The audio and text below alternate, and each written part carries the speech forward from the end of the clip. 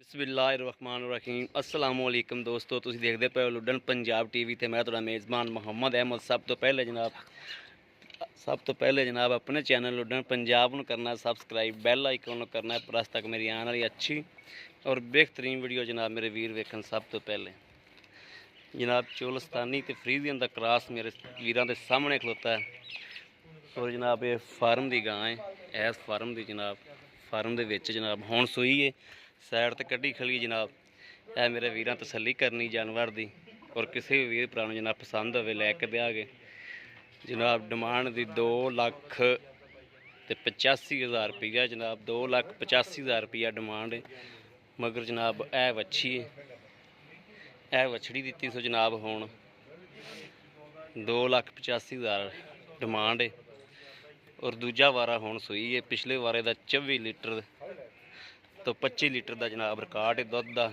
24 तो 25 लीटर का दुध का रिकॉर्ड है पिछले वारे का। तो हुण अल्लाह किता इंशाअल्लाह ऐतकी 27-28-25 तो फिर देवेगी, 27-28 इंशाअल्लाह करेगी ऐतकी अल्लाह के हुक्म नाल मेरे मदीने वाले सदके।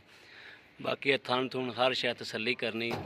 कैमरे च इंज लगता पे जिवें थन मगरले छोटे होंदे ने, लेकिन थन पूरे मुठ मुठदे ने, पूरे मुठ मुठदे थन ने। कोई जनाब छोटा थन नहीं, पूरा जनाब मुठ दा थन है। कैमरे च भावें मेरे वीरां नूं लगदा होवे भी थन छोटा लगदा है, लेकिन थन है पूरे मुठ दा। तसल्ली इस गल दी टेंशन नहीं लैनी किसी ने भी, पूरे मुठ दा थन है। किसी भी वीर भरा नूं जनाब पसंद होवे राबता कर सकते हैं 0307 00 15 881।